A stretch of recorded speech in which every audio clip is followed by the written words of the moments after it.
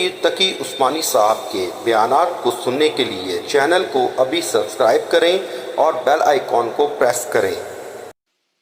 اب ہے تو یہ مواسات کا مہینہ، ہمدردی کا مہینہ اور صبر کا مہینہ، اور اس میں تو تعلیم یہ دی گئی ہے کہ کوئی تم سے لڑنے بھی آئے تو کیا کرو، یہ کہہ دو میرا روزہ ہے۔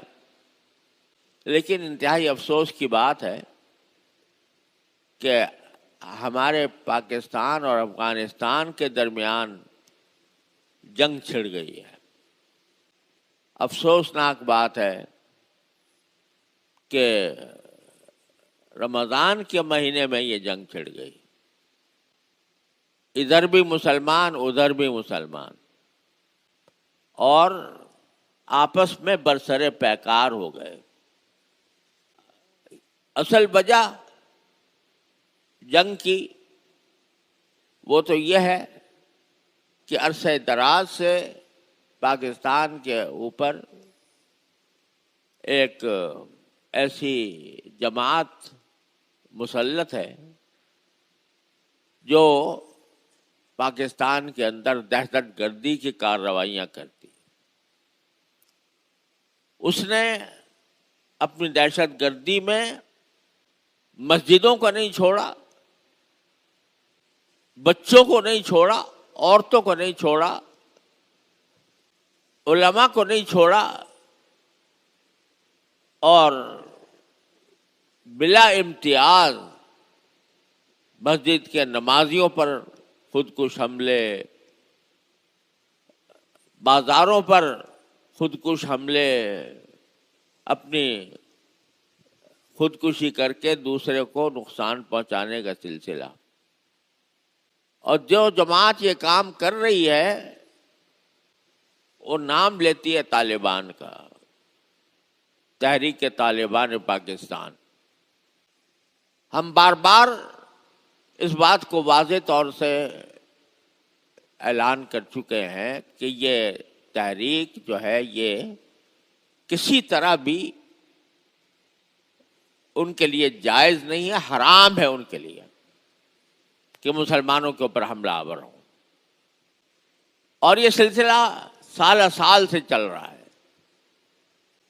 افسوس ہے کہ ہم نے بار بار افغان طالبان جو حقیقی معنی میں طالبان ہیں، یہ تو انہوں نے نقلی طالبان ہیں، یہ اصلی طالبان جو ہیں ان سے بار بار ہم نے درخواست کی، آج نہیں بلکہ اس وقت بھی جب امریکہ کے ساتھ جنگ جاری تھی، اس وقت بھی یہ لوگ پاکستان کے اندر دہشت گردی کی کارروائیاں کرتے تھے، اور اس کو جہاد کا نام دے دیتے، بغاوت کو جہاد کا نام دیا ہوا تھا۔ اس وقت بھی ہم نے کھل کر یہ بات کہی کہ یہ ناجائز اور حرام کام کر رہے ہیں، لیکن اور اس وقت ہم نے افغانستان کے طالبان سے، چونکہ ہمارے بہت اچھے قریبی روابط تھے، ہم نے ان کی حتی الامکان اپنی بس میں جتنا تھا امریکہ کے خلاف ان کی مدد کی اور ان کے ساتھ کھڑے ہوئے۔ اس وقت بھی ہم ان سے جب درخواست کرتے تھے کہ آپ یہ ایک مرتبہ یہ جو آپ کے بناوٹی طالبان ہے، تحریک طالبان پاکستان کے نام سے، آپ سے ان کا کوئی تعلق ہے یا نہیں ہے؟ تو وہ کہتے تھے کہ نہیں، ہمارا ان سے کوئی تعلق نہیں ہے۔ تو ہم کہتے تھے ایک مرتبہ کم از کم آپ ان سے برات کا اظہار کر دیں، کیونکہ آپ کا نام استعمال کرتے ہیں۔ لیکن بار بار کہنے کے باوجود اور بار بار اس کا اقرار کرنے کے باوجود وہ انہوں نے اس زمانے میں ان سے برات کا اظہار نہیں کیا۔ یہ رویہ ان کا افسوسناک ہے جو چلا آ رہا ہے، اور اسی رویے کی بنیاد پر اب یہ تحریک طالبان پاکستان کرنے والے ٹی ٹی پی جس کو کہا جاتا ہے، یہ اپنا امیر المومنین انہی کو کہتی ہے اور انہی کا نام استعمال کرتی ہے، اور پھر انہی کی زمین سے ہمارے اوپر آ کر حملہ آور ہوتی ہے۔ یہ سلسلہ عرصہ دراز سے چلا آ رہا ہے۔ یہ ہمیں شکایت افغانستان سے مدتوں سے ہے، اب بھی ہے، لیکن اس شکایت کے لیے ہمارے نزدیک آپس میں جنگ کر لینا، جنگ ٹھان لینا، یہ کوئی اس مسئلے کا حل نہیں ہے۔ اس سے نہ پاکستان کا فائدہ، نہ اس سے افغانستان کا فائدہ، اس سے صرف دشمنان اسلام کو فائدہ ہوگا۔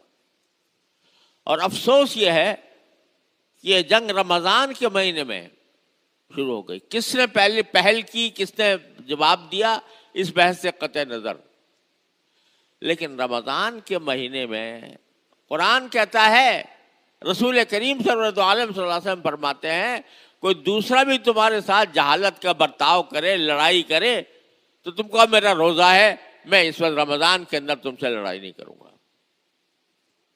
مگر یہاں رمضان کے اندر بھی چھڑ گئی ہے، تو انتہائی افسوس ہوتا ہے، اور ہونا یہ چاہیے تھا۔ میں آپ سے آج حقیقت بھی عرض کر دوں کہ یہ جو فسادی گروہ ہیں، چاہے وہ ٹی ٹی پی کے نام سے ہوں، چاہے وہ داعش کے نام سے ہوں یا کسی اور نام سے ہوں، یہ ایسے گروہ ہیں کہ جن کے بارے میں سوائے اس کے کچھ نہیں کہا جا سکتا کہ یہ پاکستان جیسے ملک کو کمزور کرنے کے لیے کھڑے ہوئے ہیں۔ اگر یہ کہوں تو کچھ مبالغہ نہیں ہوگا کہ کھڑے کیے گئے ہیں۔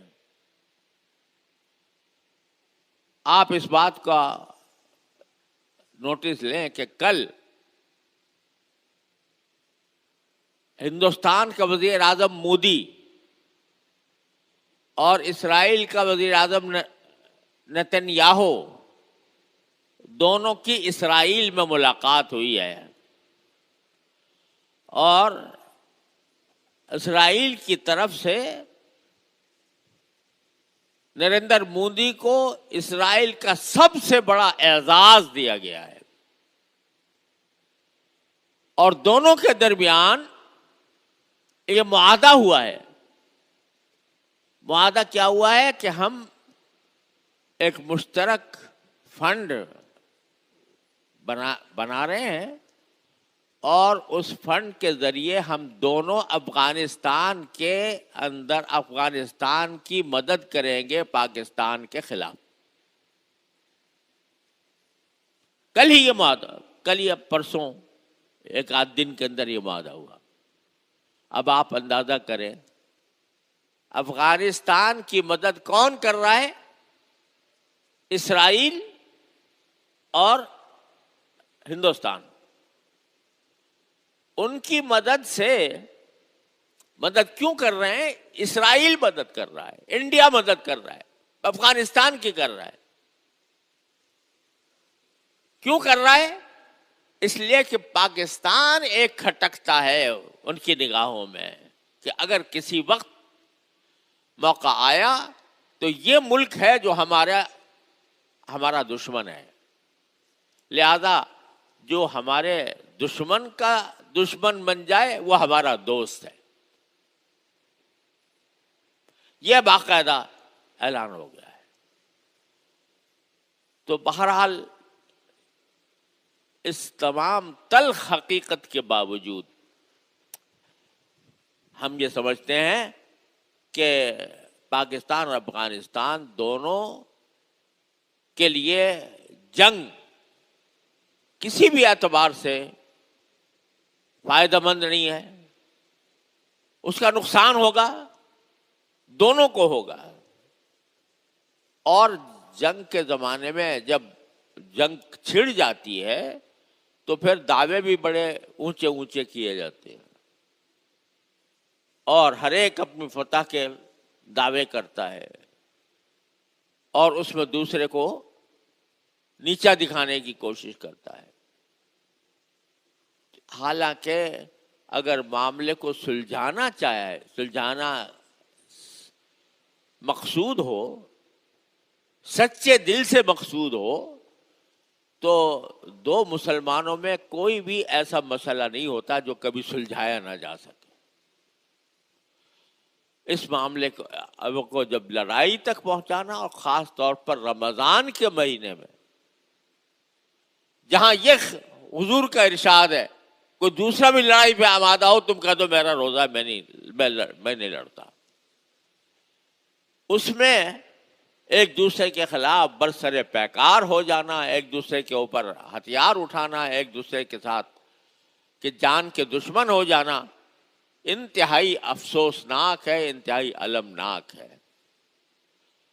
ہونا تو یہ چاہیے تھا کہ جس چیز کا وہ زبانی طور پر اقرار بھی کرتے ہیں کہ ہمارے ہاں سے لوگ جاتے ہیں پاکستان کے اوپر حملہ آور ہونے کے لیے، لیکن ہم نے اپنی طور پر منع کر رکھا ہے، اپنے طور پر ہم نے فتویٰ دے رکھا ہے کہ یہ پاکستان کے اوپر حملہ کرنا ناجائز ہے۔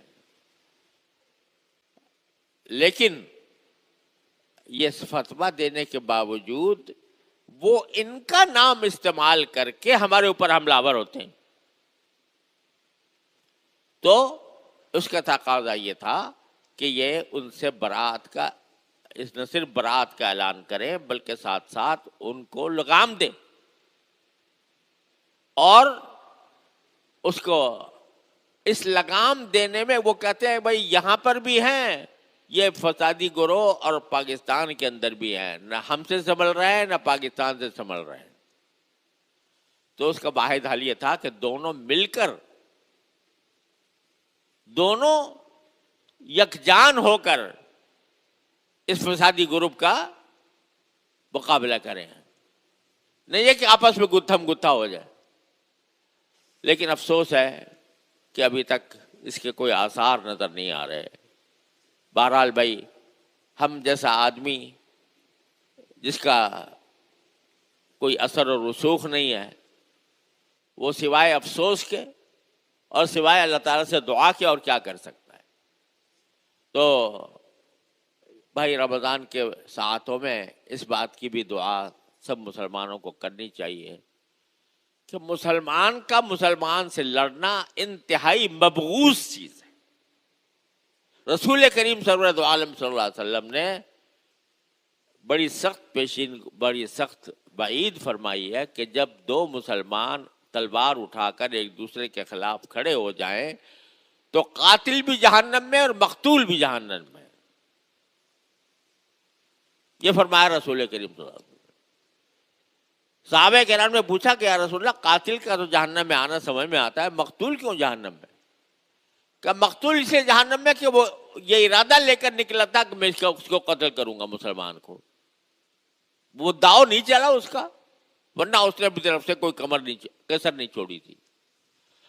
لہذا یہ صورتحال انتہائی افسوسناک بھی ہے، شرمناک بھی ہے، اور ہر مسلمان کو چاہیے کہ وہ اللہ کے سے فریاد کرے، یا اللہ اس مصیبت میں ہم گرفتار ہو گئے ہیں، ہمیں اس سے نکال دیجئے۔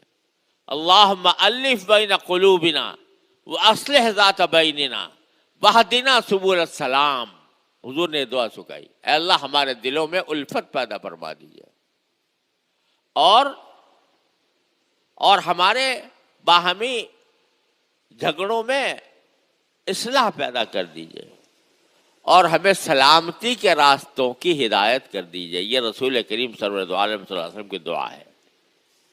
تو اس دعا کا ہر مسلمان اہتمام کرے، اور جس کے بس میں جو کوئی کوشش ہے وہ اپنائے کہ اس فتنے کو کسی طرح ختم کیا جائے۔